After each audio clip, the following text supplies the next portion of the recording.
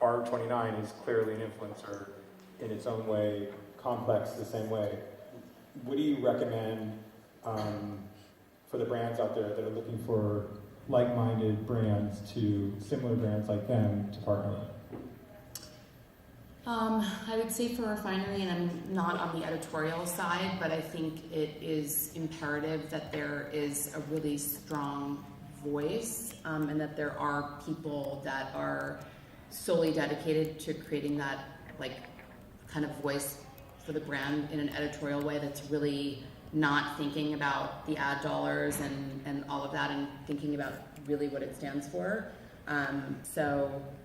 As an example, we don't promote any diet products, and so we are all about not teaching women how to look like anyone else. It's about how to be your best self, and so we will turn down money. Our editorial policy has been from the beginning that we will not promote a product that has the word diet in it or promotes any sort of, any sort of skinny skin. I mean, there's variations on it, and obviously some of those brands are trying to do great things, but we are against diet products, and I think that's been challenging for a women's brand because there's a lot of money in that business, and we have said from the beginning that that was where we drew the line, and I think it's really important that brands have that really authentic voice that has nothing to do with the marketing and understanding that that needs to be a piece of it, and then all the other stuff can come around.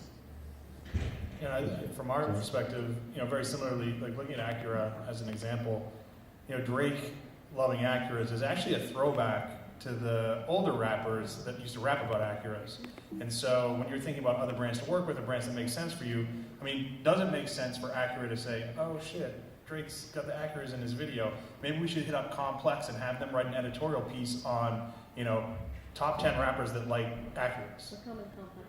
You're coming? Oh, you're coming to Complex? Awesome, yeah. Look me up, I'll be there. It's a great event. But so that's an interesting way, like thinking about, here's the biggest rapper on the planet, he's got our product, and I think I'll echo some of the sentiments. That's a good thing. Like, your kids, that's a good thing for all kids to know what Acura is, right?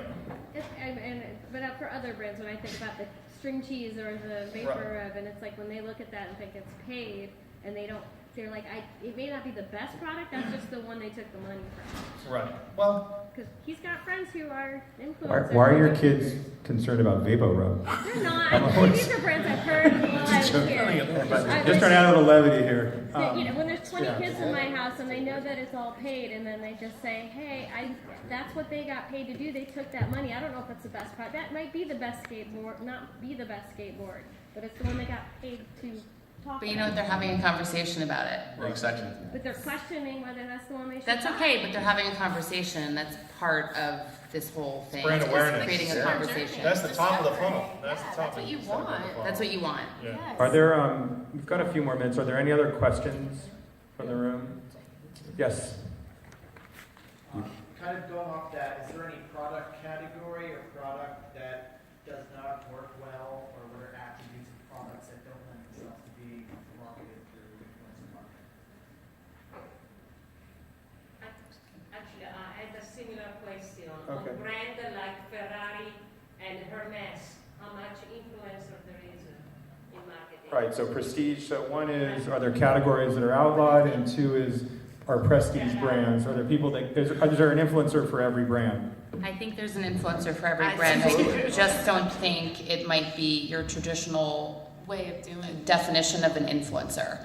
To my point earlier, I think the market is moving to people that have a specialty or might be, they might have a skill set that's something other. They might be an editor of a magazine or whatever. They might be the person that speaks to your brand better than just a traditional fashion blogger or someone that doesn't necessarily resonate with that brand in the way they want them to. But I think there is a quote-unquote influencer for everyone. It could be a traditional celebrity. They are also influencers.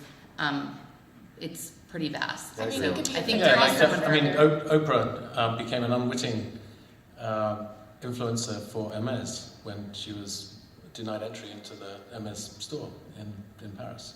Now, it created it was kind of a negative influencer, but it was, she turned the story around, and they turned the story around and used it. And so, and I'm sure the same is true of Ferrari. There's somebody out there that would be a natural influencer.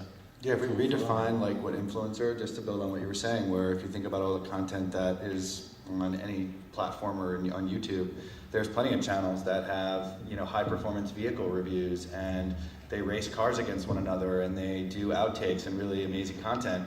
That would be a perfect place for Yeah, if to Jeremy send that Clarkson message, right? drove a Ferrari, I mean, that would Totally. be I mean, And- there's examples all over for every category. So I think to your question, I think that I was just gonna say it's the same thing, and Natasha like said it perfectly. I mean, when we look at influencers, it's photographers, it's bakers, it's chefs, it's illustrators, it's dancers, it's makeup artists, it's stylists, and like Singers, it's everyone. And just because you're a luxury brand, there has to be different ways that you're leveraging influencers. Like even with Hermes and all the stuff that's happening with these super dope photographers going around and recapturing the brands, the memes that are happening around luxury brands and how they're using that to capture content and tell a story. So and I get it. I mean, I worked at Ralph Lauren. I was the first director of digital media there. I launched them on social, and it was me sitting with David Lauren being like, for 3 hours, oh my gosh, this influencer posted about collection, and then they posted about Lauren, and then they posted about home, and they can't do that. And it's like,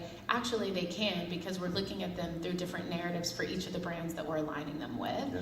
And it's reshifting what we think about influencers, because a photographer is a content creator, is an influencer, is a stylist who can style a really amazing look on a different influencer that gives you a double whammy in terms of content that you're creating. And great content's great content. Like we work with NBC for the premiere, or the, I think season 13 or 12 premiere of The Voice, when Kelly Clarkson joined as a judge.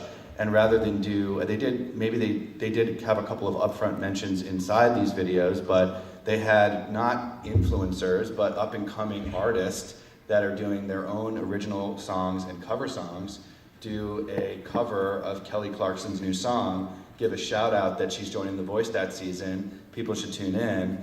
So it was really about content, promoting that premiere. It was a paid sponsorship, but it was in the tune of what they would normally have done. And hey, they got the right to work with Kelly's new song and then have her give a shout out at the beginning. So it really is that what content do you want to align with versus what influencer? And yes, there are personalities that are attached to that in every walk of life across all different types of categories. Great.